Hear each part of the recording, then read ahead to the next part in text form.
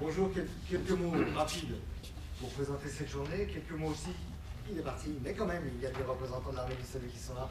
Pour remercier l'Armée du Salut de nous accueillir ici, et puis j'étais très sensible aux mots qui ont été prononcés en ce qui concerne nos objectifs communs, qui sont effectivement l'insertion, l'amélioration du lien social, etc. etc.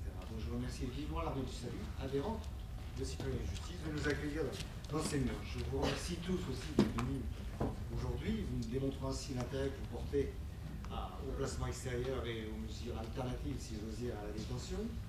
Je voulais aussi remercier, merci, excusez, mais ce fut fait, monsieur Lafitte, le secrétaire général adjoint du CIPDR, mais aussi saluer madame Méchin, de la DACG qui est là, madame Lapointe et monsieur Claude Pierre, que vous entendrez tout à l'heure, de la direction de l'administration pénitentiaire qui nous font l'honneur de venir vous intervenir devant vous tout à l'heure, et madame Dangle, la présidente de l'ANJAC, qui, je crois, n'est pas encore arrivée, je ne l'ai pas vue, mais qui devrait venir nous rejoindre. Et c'est légitime que que le juge d'application des peines se préoccupe du sujet que nous allons aborder aujourd'hui. Alors, quelques mots pour vous présenter le cadre dans lequel nous nous trouvons aujourd'hui. C'est vrai que depuis 10 ans, Citoyens et Justice a un petit peu modifié sa structuration, et je m'en excuse auprès de ceux qui m'ont déjà entendu le dire, mais vous m'entendez pas?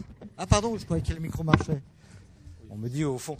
Donc je m'excuse auprès de ceux qui m'ont déjà entendu le dire. Citoyens et Justice a modifié en quelque sorte sa façon de travailler en créant 3 commissions plus spécialement dédiées aux 3 grands thèmes sur lesquels nos associations travaillent, à savoir la commission présententielle majeure, la commission des enfants et adolescents, et celle qui nous préoccupe aujourd'hui, la commission dite post-sententielle. Toutes ces commissions sont gérées, si j'ose dire, par un président et un vice-président qui sont issus du conseil d'administration de Citoyens et Justice et qui sont secondés sur leur action par des conseillers techniques. Donc on a chez nous 3 conseillers techniques mineurs, enfin on dit enfants et adolescents maintenant pour coller à une réforme avortée de l'ordonnance de 45, pré-sententielle et post-sententielle.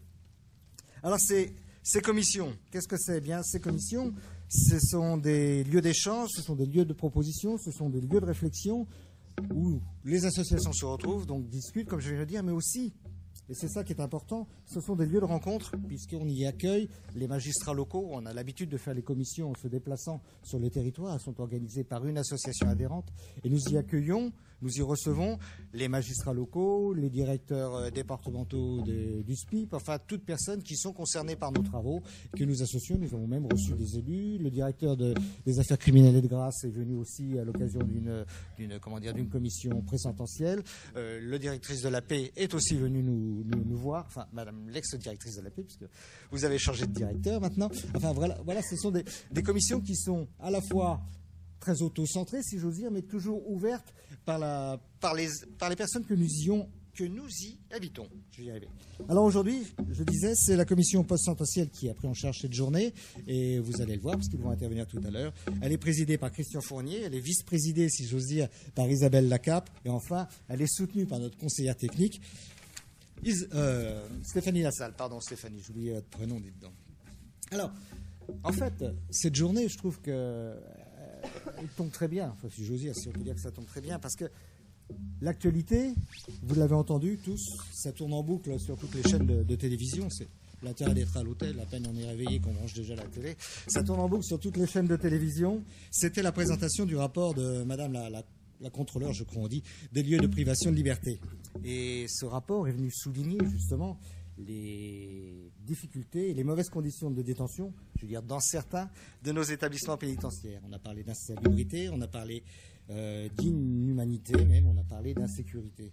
Et ce matin, je voyais un reportage sur une prison où sont détenus les détenus les plus violents, les plus dangereux de France, où j'ai vu qu'il fallait, parce qu'on va y reparler peut-être tout à l'heure du budget, il fallait 4 surveillants pour aller distribuer à manger aux détenus, et 4 surveillants casqués, avec visière et caparaçonnés, enfin, parce qu'ils ont sur le dos un équipement pire que les CRS anti-manif, un équipement qui pèse plus de 10 kilos.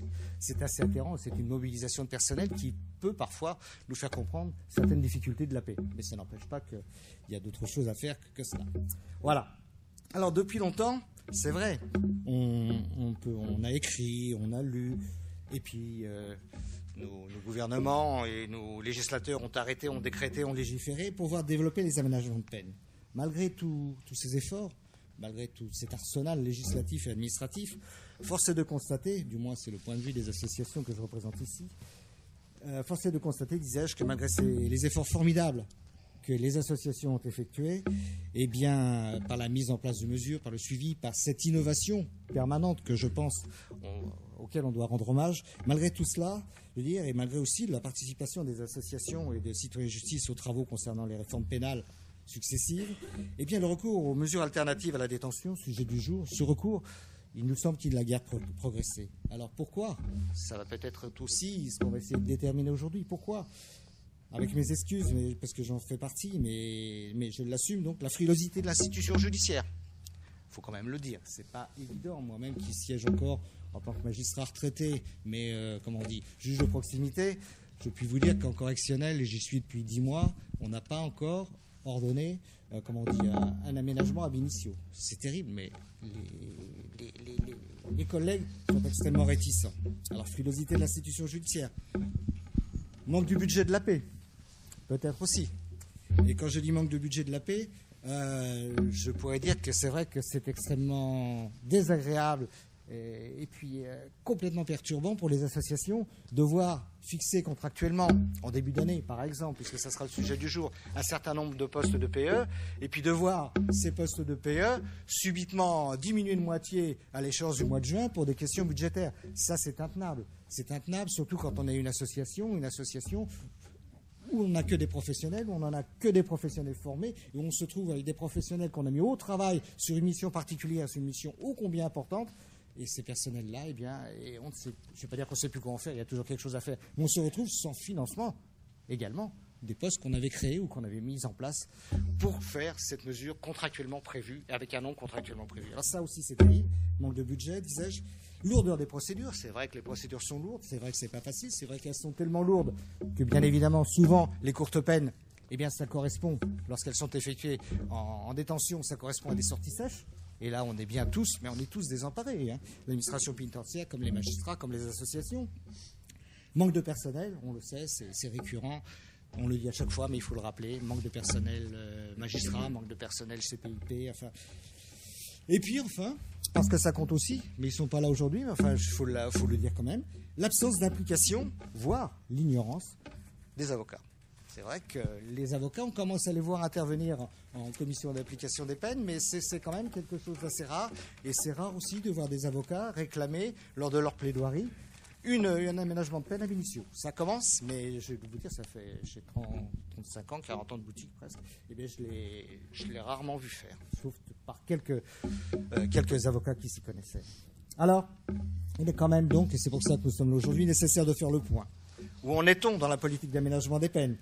Quel va être le point de vue de l'administration pénitentiaire? Comment on peut valoriser ces aménagements qui sont indispensables, on le sait. Et là, ça sera aussi peut-être, du moins je l'espère, l'apport de la fédération qui est toujours disponible, qui est toujours volontaire et qui est toujours dans le progrès et dans l'innovation sociale, pour reprendre le thème de notre dernière Assemblée générale, de nos dernières rencontres.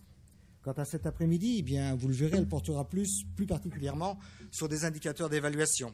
Et je salue Rénal Brizet qui vient d'arriver. Indicateurs d'évaluation de la mesure du placement extérieur. Il faut savoir que depuis 12 ans, Citoyens et Justice a toujours eu à cœur de faire évoluer et évaluer par un organisme extérieur, surtout les mesures qui étaient exercées par les associations. Et depuis une douzaine d'années, eh bien, nous travaillons grâce à l'équipe de Rénal Brizet de l'Université de Nantes. Ainsi, les mesures essentielles qui sont exercées par nos associations, que ce soit le contrôle judiciaire socio-éducatif, que ce soit l'enquête sociale rapide, que ce soit l'enquête de personnalité, que ce soit la réparation pénale mineure, et j'en oublie, ont été passées au crible critique, faut le souligner, examinées au microscope électronique par l'équipe de Reynald. Cela nous a permis de progresser, j'en suis persuadé, et d'élaborer non seulement pour la fédération et pour les associations un outil d'évaluation, mais aussi des guides et des référentiels qui sont accessibles à nos adhérents sur notre site et que nous avons partagés aussi avec les administrations du ministère de la Justice qui étaient concernées. Voilà, j'en ai fini en vous disant que nous attendons donc beaucoup à la fois de cette matinée, mais aussi de cette évaluation qui aura lieu cet après-midi, pour qu'enfin Enfin, les aménagements de peine, parmi eux le placement extérieur, prennent leur vraie place dans le dispositif pénal. Je vous remercie et bonne journée.